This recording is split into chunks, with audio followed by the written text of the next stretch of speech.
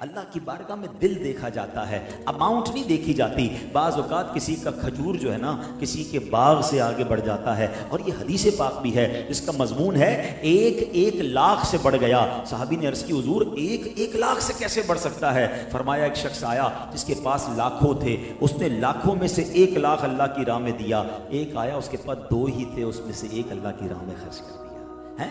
50% ہو گیا نا۔ 2 روپے والا اگر 1 روپیہ دے دے اللہ کی راہ میں، اس نے تو اپنا 50% دے دیا۔ کروڑ پتی لاکھ دے تو اس کا 1% بھی نہ ہوا، تو پتہ چلا وہاں دل دیکھا جاتا ہے۔ تو بہرحال میرے پیارے اسلامی بھائیوں، مصیبتوں سے بچنا ہے، بیماریوں سے بچنا ہے، بلاؤں سے بچنا ہے، کیونکہ صدقہ بلاؤں کو ٹالتا ہے، صدقہ بیماریوں کو دور کرتا ہے، صدقہ بری موت سے بچاتا ہے۔ روایتوں میں آتا ہے قیامت کے دن بندہ اپنے صدقے کے سائے میں ہوگا۔ اللہ اکبر، فرمایا بلا اترتی ہے، اور جب بندہ صدقہ دیتا ہے نا، صدقہ اس بلا کو روک لیتا ہے، اس بلا سے لڑائی لڑتا ہے اور بندے تک نہیں پہنچنے دیتا۔ اب بتائیے، لوگ کہتے ہیں یار مولانا صاحب تو بیان میں کہا کرتے ہیں 1 2 تو 10 ملے گا، 100 روپے کل مسجد میں دیے ابھی تک 1000 روپے تو آئے نہیں، غریب رشتہ دار کو 1000 دیے ابھی تک تو 10,000 آئے نہیں، کیا یار ملٹیپلائی بائی 10 تو ہوتا نہیں ہے۔ اللہ اکبر، میں آپ سے پوچھتا ہوں، آپ نے 1000 روپے دیے، آپ کو 10,000 مل جائیں، یہ اچھا ہے، یا اللہ نہ کرے آپ کا یا آپ کے کسی گھر والے کا ایکسیڈنٹ ہونا تھا، اللہ نے اس بلا کو صدقے کی وجہ سے ٹال دیا، آپ کی ٹانگ ٹوٹنے والی تھی، آپ کی دکان میں آگ لگنے والی تھی، رب نے اس صدقے کی برکت سے، اس صدقے کی برکت سے وہ بلا ٹال دی۔ ارے میں اور آپ جو خیریت سے جی رہے ہیں نا، بڑی بیماریوں سے بچے ہوئے ہیں، اللہ نے خوشحال زندگی دی ہے، بڑے مسائل نہیں ہیں۔ جاؤ کبھی ہاسپٹل میں، میں کل جنا ہاسپٹل رات گیا تھا ایمرجنسی وارڈ میں، یقین کریں میں بجھ سا گیا جو میں نے وہاں لوگوں کا حال دیکھا، جو بیماری کا حال دیکھا، عجیب عجیب بیماریاں، عجیب عجیب پرابلم ہیں، 17-18 سال کے نوجوان بھی بستر پر پڑے ہیں۔ بندہ کہے میں ساری زندگی اسی بات کا شکر ادا کروں کہ یا اللہ تو نے مجھے بڑی بیماریوں سے بچایا، آج میں ہاسپٹل کے بستر پر نہیں سویا، آج میں اپنے گھر کے بستر پر سو رہا ہوں، آج میں اپنی مرضی سے واش روم گیا ہوں، مجھے کوئی نالی نہیں لگائی گئی ہے، آج میں اپنی مرضی سے کھا پی رہا ہوں، مجھے ڈرپ کے ذریعے نہیں کھلایا جا رہا ہے۔ ارے صرف انہی نعمتوں کو دیکھ لو تو پھر ناشکری ختم ہو جائے گی۔ مجھے اور آپ کو رب نے بہت دیا ہے، اللہ نے مجھے آپ کو بہت نوازا ہے، خدارا شکر والی زبان لاؤ، ناشکری سے باہر آ جائیں اور صدقہ خیرات کرتے رہیں۔ ویسے بھی یہ جو دور ہے نا،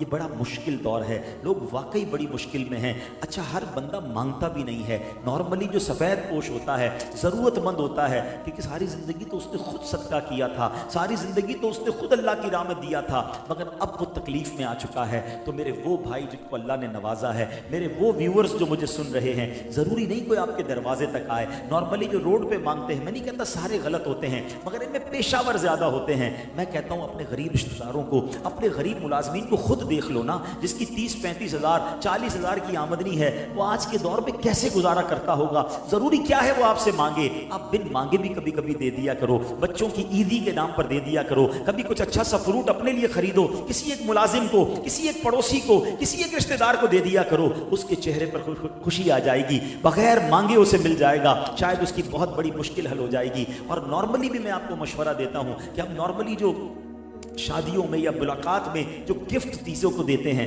اب گفٹ کی بجائے کیش دینا شروع کریں۔ ہمیں کیا معلوم ہم کپڑے کا جوڑا دے رہے ہیں، اس کے پاس سلائی کے پیسے ہی نہیں ہیں، اب مسجد کے امام صاحب سے جو ملتا ہے سارے جا نماز لے کے جاتے ہیں۔ بھائی وہ امام صاحب کتنی جا نماز بچھا کے نماز پڑھے گا؟ یہ جناب اس کو کپڑے کا سوٹ دے رہے ہیں، اس کے پاس 4 سوٹ پہلے ہی پتہ ہے جمع ہیں، 2000 سلائی کے لیے نہیں ہے، ہو سکتا ہے بچے کی دوائی کے لیے پیسے نہ ہوں۔ آپ سب سے بیسٹ تحفہ اگر کسی کو دینا چاہتے ہیں تو ان طرح گفٹ چیزوں کی بجائے آپ کیش اتنی رقم دے دیں جو آپ اس کو دینا چاہتے ہیں، تاکہ اس بیچارے کا کوئی بھلا ہو جائے، کسی کی خواہش پوری ہو جائے، کسی کی مصیبت دور ہو جائے۔ اللہ نے دیا ہے تو بانٹتے رہو، اور ایک بات یاد رکھنا، تم بانٹنے کا دروازہ کھلا رکھو، وہاں سے دینے کا دروازہ اور بڑا ہو جائے گا، وہ تمہارے رزق میں اور برکت ڈال دے گا، نہ جانے کس کی دعا سے تمہارا بیڑا پار ہو جائے گا۔ دس از دا ٹائم فار ہیلپ۔ آج وقت ہے، لوگ واقعی پریشان ہیں، اپنے بجٹ کا حصہ ملائیں۔ بالخصوص میں ان سے بات کر رہا ہوں جن کے گھر میں خرچہ پورا ہونے کے بعد بھی پیسے بچ جاتے ہیں، جن کی جناب بچوں کی فیس اور بچوں اور گھر والوں کا کھانا کپڑے لینے کے بعد بھی اللہ نے زیادہ دیا ہے۔ تم سے بڑا اس وقت خوش نصیب کوئی نہیں ہے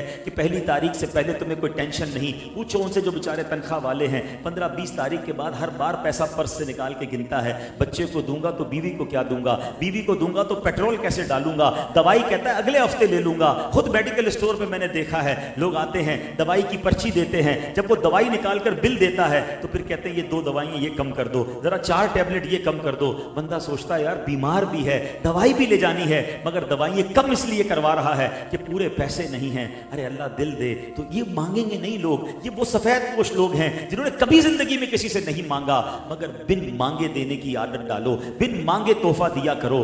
کیا معلوم کس کی دعا لگ جائے, کس کی دعا کے صدقے ہمارے بیڑے پار ہو جائیں. اور ہمیں یہ بھی نہیں پتا ہوتا اللہ ہمیں رزق کس کی وجہ سے دے رہا ہے. بعض اوقات کسی ملازم کی وجہ سے یا کسی غریب کی ہم مدد کر رہے ہوتے ہیں, وہ دعا دے رہا ہوتا ہے, ہمارا کاروبار چل رہا ہوتا ہے. اللہ سیدنا عثمان غنی رضی اللہ تعالیٰ عنہ کی سخاوت کا ہمیں حصہ عطا فرمائے. کاش یہ ذہن بن جائے کہ جب نیکی سامنے آئے, جب ثواب سامنے آئے تو ہمارا دل للچائے کہ میرا حصہ کدھر ہے, میں بھی اس میں سے کچھ حاصل کر لوں. تو بہترین طریقے آج الحمدللہ ہمارے معاشرے میں موجود ہیں ماشاءاللہ. جب بھی عاشقان رسول مسجد بنائیں, دعوت اسلامی والے مسجد بنائیں, آپ کو پتہ چلے بے شک آپ کے علاقے میں نہیں ہے, یہ بڑا مسئلہ ہے. لوگ کہتے ہیں میرے محلے کی مسجد تھوڑی ہے. وہ اللہ کے بندو, اللہ کے حبیب نے فرمایا جو اللہ کے لیے مسجد بناتا ہے اللہ اس کے لیے جنت میں گھر بناتا ہے. یہ تھوڑی فرمایا گارڈن میں مسجد بناؤ گے تو جنت میں گھر ملے گا اور اورنگی میں بناؤ گے تو نہیں ملے گا. جدھر مسجد بنے اللہ نے موقع دیا حصہ ڈالو. کنواں بن رہا ہے, پانی کا حساب ہو رہا ہے, تھوڑا اس میں حصہ ڈال دو. کوئی غریب آیا,